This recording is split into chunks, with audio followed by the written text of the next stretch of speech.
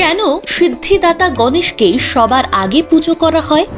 সব উৎসবের শুরুতেই পূজিত হন গণপতি। নেপথ্যে শনিদেবের আশীর্বাদ নাকি অভিশাপ, কি বলছে পুরাণ?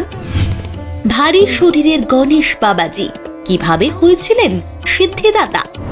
অনেকের মনেই প্রশ্ন জাগে। আমাদের তো অনেক শক্তিশালী দেবতা আছেন, তবুও সবার আগে কেন গণেশেরই পুজো করা হয়?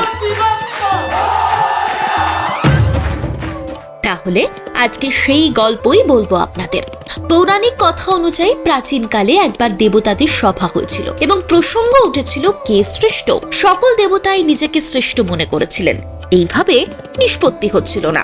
অতএব ঠিক হলো যে দেবতা ত্রিলোক পরিক্রমা করে এই স্থানে প্রথমে পৌঁছবেন তিনি শ্রেষ্ঠ এবং তার পুজোই প্রথমে করা হবে।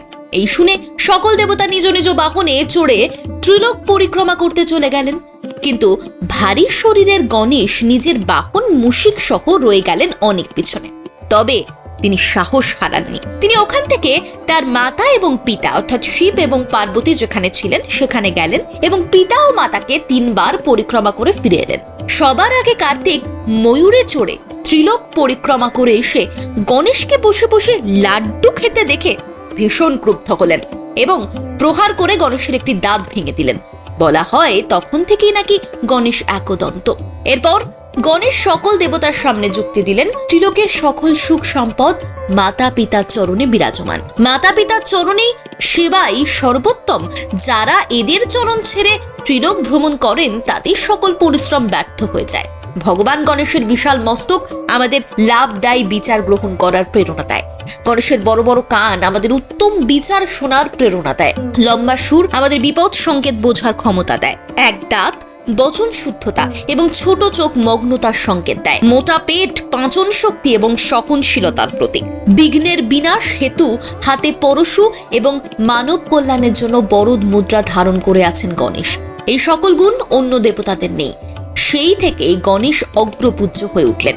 তবে এর সঙ্গে রয়েছে আরেক কাহিনী। সিদ্ধিদাতা গণেশের জন্মের সময় দেবী দুর্গা সকলের সঙ্গে শনিদেবকেও নিমন্ত্রণ করেন। তার পুত্রের মুখ দেখে আশীর্বাদ করার জন্য অনিচ্ছা সত্ত্বেও শনিদেব গৌরী পুত্রকে দর্শন করেন। শনিদেব দর্শন করা মাত্র গণেশের মাথা ভস্মীভূত হয়ে যায়।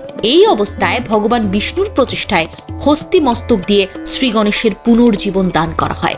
দেবী দুর্গা এরপর ক্রুদ্ধ এবং চিন্তিত হয়ে পড়েন এই রূপ দর্শনের কারণে শ্রী গণেশকে দেবতা রূপে পুজো করা হবে কিনা এই চিন্তায়। অবশেষে সমস্ত দেবতার আশীর্বাদে শ্রী গজানন সিদ্ধি ও সফলতা লাভের দেবতার স্থান পান। এই কারণেই সমস্ত শুভ কাজে এমনকি সমস্ত পুজোর শুরুতে সিদ্ধিদাতার পুজো করা হয়। Bureau report, Bengal live.